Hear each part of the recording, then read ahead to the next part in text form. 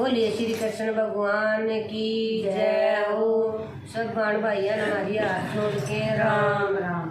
भजन उस समय करेगा जिस टाइम वासुदेव कृष्ण गोकुल में छोड़ के आते हैं और शिव शंकर भगवान उसके दर्शन करने के लिए बाल रूप के व्याकुल हो गए थे और उसे मिलने के लिए गए।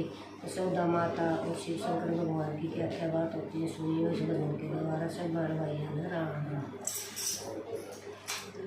ओ मेरे बाबा मेरा डर जगा नंदलाल देख तेरे भगवान बाणे न।